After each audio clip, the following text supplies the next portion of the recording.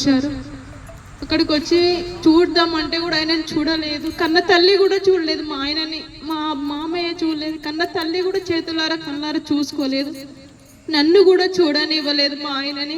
Covid సమయంలో ఇక్కడ పాట పెడతారు, మన కోవిడ్ సమయం మనకు సాంగ్ ఉంది, మనకు కరెంట్ ఇది, ఆ పాట పెట్టినప్పుడు నాకు ఏడుపు వస్తుంది. ఎందుకంటే ఆ సిచ్యువేషన్లో మా ఆయన చేశాడు, అదే నాకు చాలా బాధాకరంగా ఉంటుంది. మేము చాలా కోల్పోయాము. ఆయన చనిపోయినాక నాలాగా ఏ కుటుంబం మేము పడ్డ పరిస్థితి ఏ కుటుంబం పడకూడదని నేను కోరుకుంటున్నాను. ఇది ఒక సమయం, మనకు ఇక్కడ కూర్చున్నామంటే మనము కన్వర్షన్ తీసుకుని వెళ్ళాలి. ఎందుకంటే ఇప్పుడు మనం చాలా జీతాలతో బ్రతుకుతున్నాం, పిల్లలను కూడా పోషించలేకపోతున్నాము. వాళ్ళకి స్టడీలకే చాలా ఫీజులు అవుతున్నాయి, కళ్ళకి రక్తాలు కాడుతున్నాయి వాళ్ళకి ఫీజులు కట్టాలంటే. మీ పొజిషన్లో ఉండి ఇంట్లో మేమంతా చేస్తున్నామంటే కొంచెం ఆలోచించండి. అందరం ఒక్కడవుదాము, ఈ కన్వర్షన్ తీసుకొని వెళ్దాము. మరి ప్రభుత్వం ఎందుకు మరి ఇంత జాలి చూపిస్తలేదు మన పైన? మరి ఒక ఆడబిడ్డ కన్నీరు పెడుతుంది కదా, మరి మా ఆడబిడ్డలందరికీ రోడ్డు పైకి వచ్చారు కదా, మరి ఎందుకు మా ఆడబిడ్డలను ఎందుకు ఏడిపియాలని ప్రభుత్వానికి ఎందుకు ఇంత కూడా కనికరం లేదు? నాకు అర్థం అవ్వట్లేదు, చాలా బాధగా ఉంది. మా ఆయన చనిపోయిన అసలుకి నాకు ఎవరు అండగా లేరు, నాకు మా మమ్మీ కూడా లేదు. చాలా నాకు చనిపోయినాక మా సిఐటి వాళ్ళు చాలా ధైర్యం ఇచ్చారు.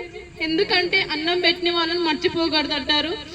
ఎందుకంటే నేను ఫస్ట్ ఆఫ్ ఆల్ నాకు సదాకర్ అన్నయ్య మొన్న ఇక్కడికి వచ్చాడు, ఎక్కువ ఆయననే. ఎందుకంటే మా ఆయనకు తుంకి కొలస కాబట్టి అక్కడ వాళ్ళకు కొంచెం మాట్లాడి వాళ్ళే చూశారు.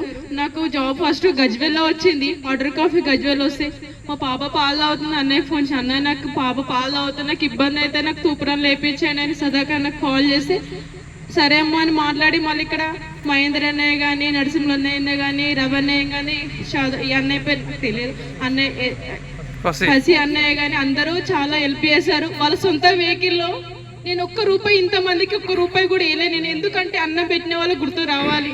వీళ్ళని తీసుకెళ్లారు, మెదక్ తీసుకెళ్లారు, ఎస్సీతో మాట్లాడారు, డీసర్తో మాట్లాడారు, మెదక్లో వాటర్ కాఫ్ తెచ్చారు. ఇక్కడ నన్ను జాయిన్ చేశారు నరసింహ అన్నయ్య కానీ, ఇక్కడ మన రవీంద్ర అన్నయ్య కానీ, చాలా 4-5 ఉన్నారు మన అన్నయ్య వాళ్ళు, చాలా మంది హెల్ప్ చేశారు.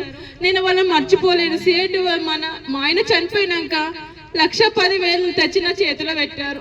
అక్కడ గజ్వెల్ సర్కిల్ వాళ్ళు సిఐటి వాళ్ళు 1,10,000 తెచ్చి నా చేతిలో పెట్టారు. కోవిడ్ సమయంలో మా ఇంటికి ఎవరు కూడా రాలేదు. మా ఇంటి దగ్గరికి మా ఇంటి పక్కకి అన్ని కంచెలు వేశారు మొత్తం. మా ఆయన చనిపోయినాక మా పిల్లలను కూడా ఎవరు చూడలే పరిస్థితి. మా నాన్న ఉండేపటికి మా నాన్న తెచ్చాడు, మాకు ఎల్ల తీశాడు.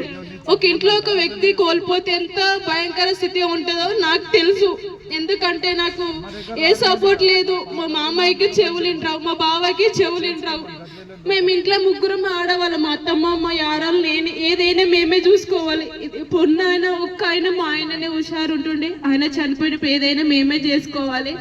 చాలా మాకు ఒక కుటుంబంలో ఒక వ్యక్తి చనిపోతే ఎంత బాధ ఉంటుందో, ఎంత ఫేస్ ఉంటుందో, ఎంత ఫేస్ చూస్తుంటాం. నేను చేస్తున్నాను, నేను ఎంతో మోస్తున్న బరువు నాకు అనిపిస్తుంది. నేను ఈవినింగ్ న్యూస్ వినంగానే మన యూనియన్ వాళ్ళందరూ చేతులు ఎత్తేసి నడసరికి నాకు చాలా ఏడుపు వచ్చేసింది. ఎందునా ఇట్లా అయిపోయింది, అసలుకి మనకి ఎలా బతుకుతామని నాకు చాలా బాధ అనిపించింది. నైట్ అసలుకి నిద్ర కూడా పడట్లేదు. సరే వాళ్ళు మద్దతు తీయకుండా ఏంది, వాళ్ళు అడిగి మనం ఇక్కడ పోరాటం చేయట్లే కదా, వాళ్ళ పర్మిషన్ తీసుకొని మనం ఇక్కడ రాలే కదా అని నేను చాలా ఫిక్స్ అయినా. వాళ్ళ సపోర్ట్ తీసుకొని మనం ఇక్కడ వస్తే మనము బాధపడాలి కదా అని నేను చాలా ఫిక్స్ అయినా. ఎందుకంటే ఏదైనా సరే మనం మనదిగే చూసుకోవాలి. ఇప్పుడు ఏంది వాళ్ళ స్వార్థం వాళ్ళు చూసుకున్నారు, మనది ఎవరు వాళ్ళ స్వార్థం వాళ్ళు వాడుకున్నారు. ఇప్పుడు వదిలేశారు, చేతులు ఎత్తేసారు. వాళ్ళకి అవసరం సేపు వాడుకున్నారు, వదిలేశారు. ప్రతి ఒక్క యూనియన్ ఉన్నారు అందరు, ప్రతి ఒక్కరు చెప్తున్నా, ప్రతి ఒక్క యూనియన్ వాళ్ళు అవసరానికి వాడుకున్నారు. ఇప్పుడు మిమ్మల్ని కానీ వాళ్ళ స్వార్థం వాళ్ళు చూసుకున్నారు. అదే చెప్తున్నా, స్వార్థం అనేది వదిలేయండి. ప్రభుత్వాన్ని కూడా నేను వేడుకుంటున్నా, ఆడపిల్లలు రోడ్డు పైకి వచ్చారు సార్, కొంచెం దయాదాక్ష మా మీద చూపండి. మేము ఎన్ని రోజులు అంటే ఈ రోడ్డు మీద ఉండాలి, మాకు చాలా బాధగా అనిపిస్తుంది సార్.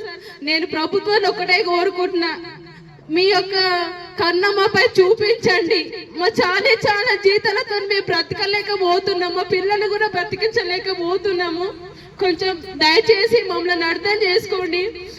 భర్తలే అమ్మాయిల రోడ్డు మీదకి వచ్చాము. ఇక్కడ ఎంత ఫేస్ చేస్తున్నాం మాకు తెలుసు, ఎన్ని అవమానం పడుతున్నాం మాకు తెలుసు.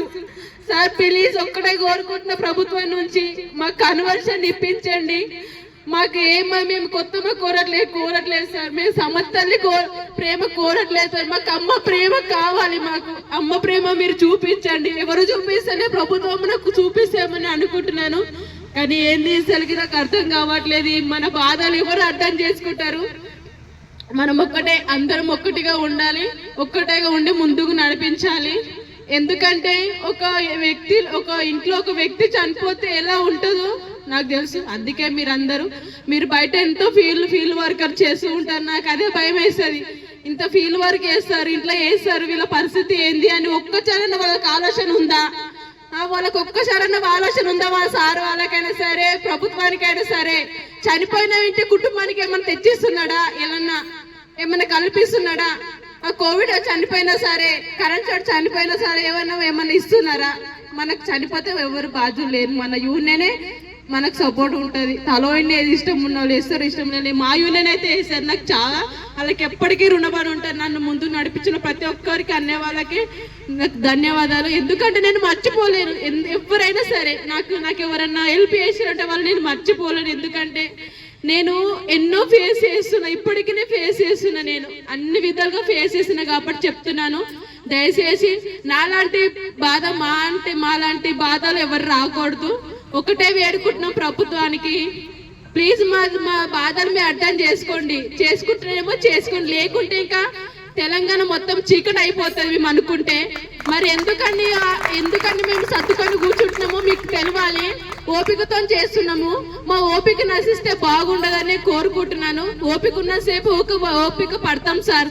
ఓపిక లేనప్పుడు మేము ఏం చేస్తామో మేము చెప్పి చేయం సార్, చేసి చూపిస్తాం సార్. ఏదైనా సరే చెప్తున్నాను, ఏదైనా సరే మేమందరం కలిసి ఉంటే, మేము ఒక యూనియన్ ఉంటే ఏ యూనియన్ మాకంత సపోర్ట్ ఎవరు గారు. మేము ఆర్టిజన్ అనే పేరు పెట్టారు కదా, ఆర్టిజన్ పేరు పెట్టారు కదా. ఆర్టిజన్ ఒక యూనియన్ అయితే మీరు ఎంతమంది ఎన్ని అవుతాయి చెప్పండి? ఎన్ని యూనియన్లు అవుతాయి? మా యూనియన్ గొప్ప అవుతుంది, మీ యూనియన్ గొప్ప అవుతుంది? అడుగుతున్నా, యూనియన్ అధ్యక్షులు వాళ్ళందరినీ అడుగుతున్నాను. ఎందుకు మాకు మద్దతు మీరు ఎందుకు ఇట్లా చేస్తున్నారు? మరి ఎందుకు కాకమ్మ కబులు మాకు ఎందుకు చెప్పారు? సరే ఓకే పోనీ, మీరు మాట్లాడారు కదా. నాతోటి మిత్రుడు అక్కడ ఉన్నారు, చేస్తున్నారు. మరి వాళ్ళ బాధ తీర్చాలని ప్రతి ఒక్కరికి ఉండాలి కదా. ఎందుకు మరి ఇంత నిర్లక్ష్యం చేస్తున్నారు? ఒకటే వేడుకుంటున్నాను, ఏదైనా సరే మనం సాగుదాము. మొత్తం మునిగేదాకా మునుగుదాము. ఎంత ముంచుతారో మునుగుదాము.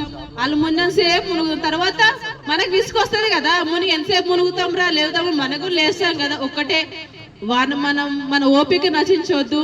మనం ఏది దేనికి మీరు అది కావద్దు. మనం ఇలాగే ముందుకు సాగుదాం, ఇలాగనే చేద్దాం.